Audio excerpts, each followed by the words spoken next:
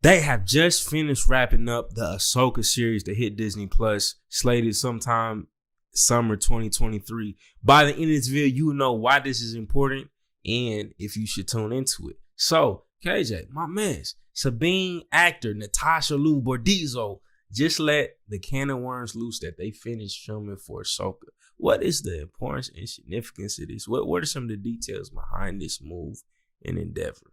Well, of course, Ahsoka is Dave Filoni's character. They're coming out with the, Ahsoka series. Sabine plays a pretty significant role, not only in the Ahsoka series that's coming, but also in Star Wars Rebels that we have already. Sabine, Ahsoka, a few other. I'm trying to remember. I'm blanking out on Rebels. I ain't even gonna lie. Yeah, I feel. Hey, Rebels is cool, but it wasn't. Oh, Ezra, duh. Ezra. Yeah, Ezra. Trying to find Ezra. Kanan, of course. But anyways, the importance is that they kind of wrapped up trying to figure out what was going to happen with him and Emperor Thrawn. So that's really going to tie into a lot of things on trying to wrap up, what's going to happen in the future with those characters. Because we kind of we did get left off on a cliffhanger with Ezra and, the gang, of course. Yeah. So they're probably going to show, Rosario Dawson taking that role again as Ahsoka and, going on that journey with Sabine Wren on what's going to happen when, they find Ezra or, other directions that Dave Filoni and, his production crew have planned for that, whatever they're going to storyboard for it. So I don't know. It may tie into Mandalorian too. I mean, Ahsoka was already in it, so I wouldn't be surprised. So it just kind of depends because, sometimes people are like, man, I don't know. It might feel kind of fan servicey. But at the same time, it's like, man, I would probably do it just to be consistent. It just kind of makes the most sense anyways. So probably just try to stay consistent. If you do, bring in Din Djarin, and Ahsoka, I would be fine with it, honestly. What about your thoughts? Having Din Djarin in there definitely be hard. Like, I really like seeing Sabine's appearance in the Mandalorian series. I thought that was dope. And having, I think, Rosario Dawson reprise that role. And I don't know, just exploring Ahsoka after the Clone Wars, because I feel like she was one of those pivotal type of characters that we got to, see her in the last couple episodes that happened when the season was wrapping up.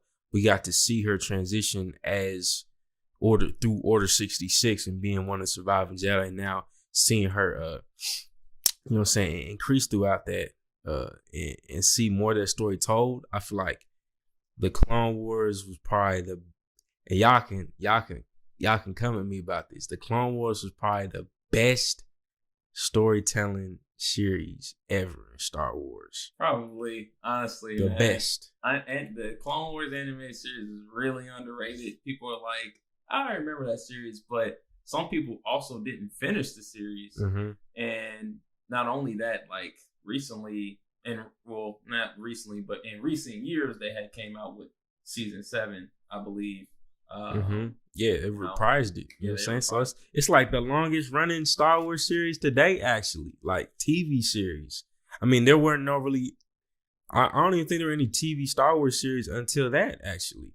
They had the one before it, the animated series. I mean, but it's like a little short, like what, 2 or 3. Yeah, that one was pretty short. But I mean, it would have been dope. I feel like that was probably the best like Star Wars animated ever. Yeah, like it was the dude that made Samurai Jack. You feel me? Bro. So that none can top that in terms of like the animation style and the way they handled the Clone Wars. But in terms of the stories they was able to dive into in the Clone Wars and really get behind the clones, those are some of my favorite episodes where it's like got to see the struggle of the clones and all that, you feel me? So seeing Ahsoka reprise this role, and two, in the Black Jedi, right? I just looked this up. Rosario Dawson, she's of Afro-Cuban descent, right? And Afro-Cuban and Puerto Rico, because I was looking, I thought she was a mixed slave potentially. But yeah, I mean, so you're saying she black actress, you feel me? She be considered black in this country, you feel me? So it's like, yeah, once again too, like this is a woman of color. We're finally seeing a woman of color have a central role, right, as the protagonist of a series. So that's going to be an interesting, groundbreaking thing in of itself that we're going to be reacting to a lot as it drops. So it's kind of just a full circle type of thing, you know what I mean? Like, yes, she's not I say black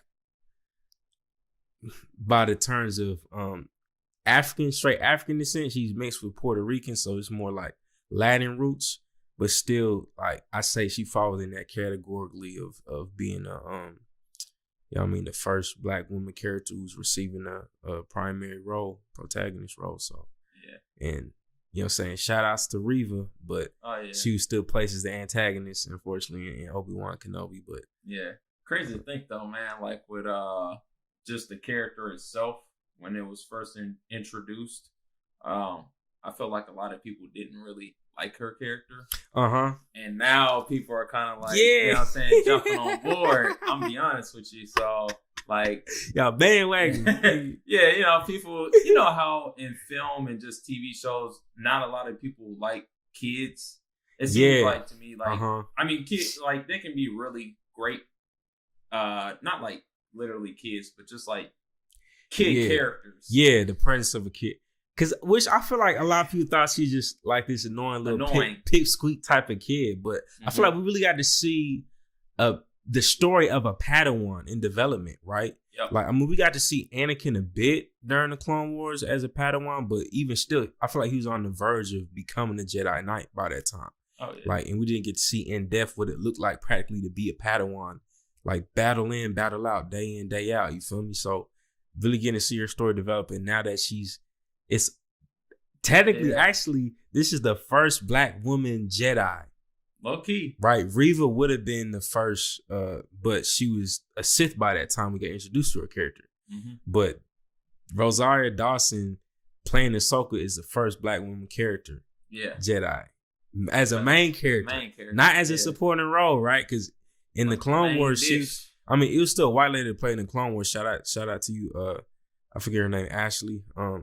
But she was, you know what I'm saying, she was still a supporting role. Now we get to have a black woman main character live action. Granted, right? So the caveat is she's still an alien, right? So we still not getting the on-screen representation of her blackness, you feel me? But still, you know what I'm saying? Give or take, she's still she's still gonna be that. So Reva would have took the spot if she would have been the main character and protagonist, because her blackness was represented on screen. Unfortunately, it's not the case for Ahsoka, but man, it's still gonna be good, man. It's still a win for the culture, in my opinion. Yeah, it's still a win. It's still a win for the culture, you know what I mean? Because she the main character, you know what I mean? But that's a fact. Yeah, bro, I agree on that, man. So it's really cool to see her development as a character. It really is, man, because not a lot of people was really hanging with her. Yeah, exactly. You know what I'm saying? She's getting a lot of spotlight. She up right now. You know what I'm saying? And in The Mandalorian, she was dope. She was dope in The Mandalorian. Oh yeah, you feel me? So, but hey, let us know what you think. So this is set to release in summer 2023. Let us know what y'all think. Like the video, subscribe to the channel, and comment. Are you excited for Ahsoka to drop? I know I am. We'll holler at you in the next video.